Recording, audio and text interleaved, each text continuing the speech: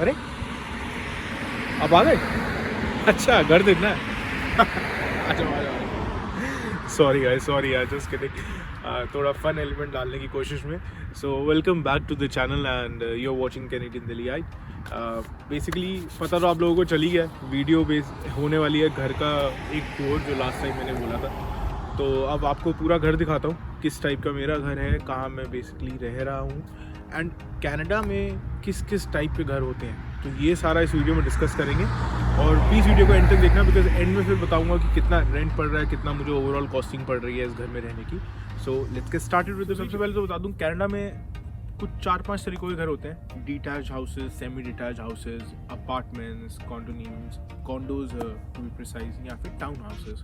तो इन सब में जो मेजर डिफरेंसेस है वो मैं आपको थोड़ा क्लियर कर देता हूँ। सो डिटैच हाउसेज आर दोज जिनकी वॉल किसी भी और घर के साथ शेयर नहीं होती एंड ये एक तरीके से एक पूरे लैंड प्लॉट पर एक सिंगल हाउस, एक सिंगल ड्वेलिंग होती है जिसमें बैकयार्ड भी होगा, फ्रंट यार्ड भी होगा।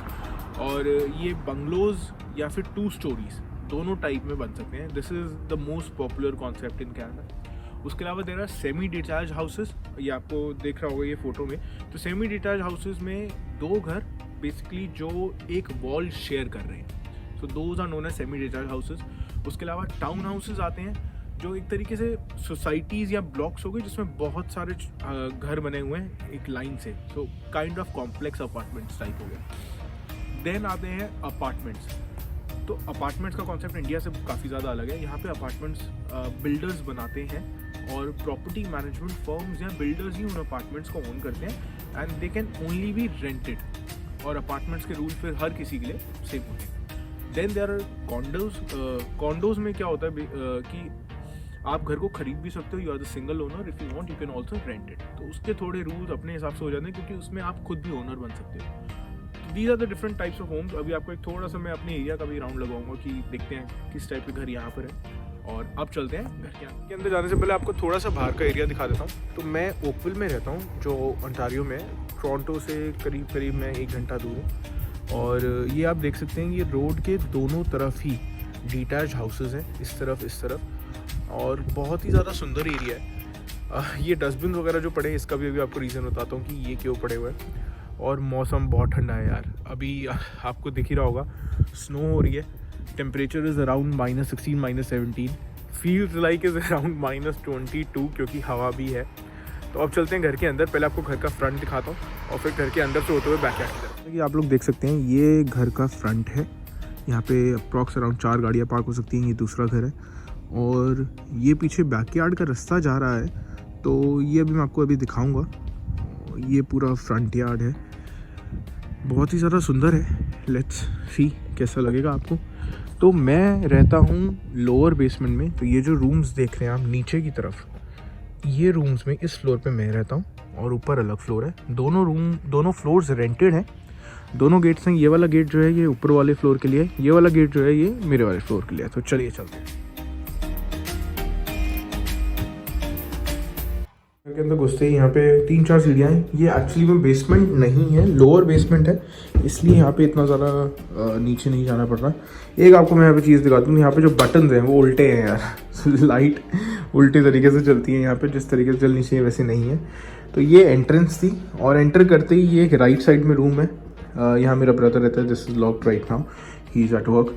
ये यहाँ पर एक स्लॉट बना होता है क्योंकि बाहर से जब हम लोग आते हैं तो हमारे पास जैकेट्स वगैरह होती हैं बर्फ़ में, तो वो हम यहाँ पे टांग सकते हैं। नहीं तो एक यहाँ पे ये कबर्ड भी है, तो इस कबर्ड में भी हम टांग सकते हैं चीज़ें।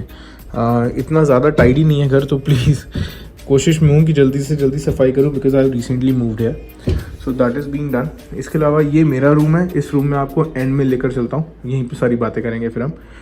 यहाँ पर फिर आते हैं तो this is the 3rd room. Basement में 3 रूम्स हैं, 3 लोग रहते हैं, तो इसमें भी देयर इज समवन। देन कुछ ये कबर्ड वगैरह हैं, these are empty right now.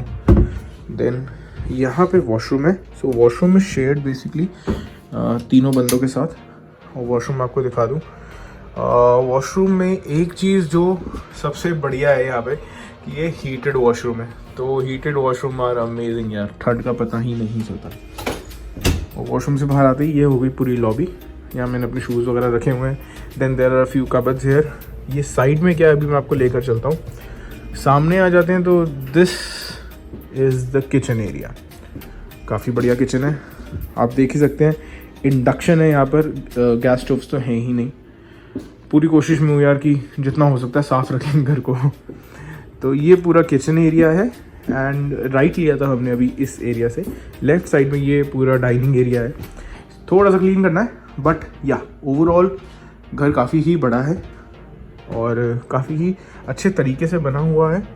तो ये जो एरिया है जिसकी मैं बात कर रहा था, ये जो मेरे लेफ़्ट साइड में यहाँ पे गेट्स थे, तो ये आपका लॉन्ड्री एरिया है। यहाँ पे ये जो सारा सिस्टम है ये पूरे घर का हीटिंग सिस्टम है। वो पीछे गीज़र लगा हुआ है क्योंकि यहाँ पे फिर 24 घंटे गर्म पानी चाहिए होता है। देन ये पूरा लॉन्ड्री का सिस्टम है, मशीन। देन ये वॉशर है, ये ड्रायर है।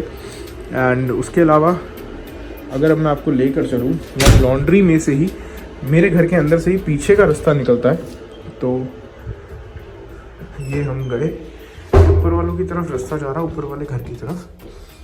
एंड यहाँ से निकल के ये ऊपर वाला वो एरिया है। मैं आज तक कभी गया नहीं हूँ। और ये बैकयार्ड की एंट्रेंस है यहाँ से भी। सो ये अगर आप देख सकते हैं, ये पूरा घर का बैकयार्ड है, which is really really beautiful in summers. अभी थोड़ी ठंड है इसलिए इतना खूबसूरत सा नहीं लग रहा है, लेकिन इट्स रियली गुड। मैं अभी आपको दिखाता हूँ। और थोड़ी बर्फ़ पड़ रही है, आई एम नॉट श्योर आपको अगर दिखी होगी या नहीं।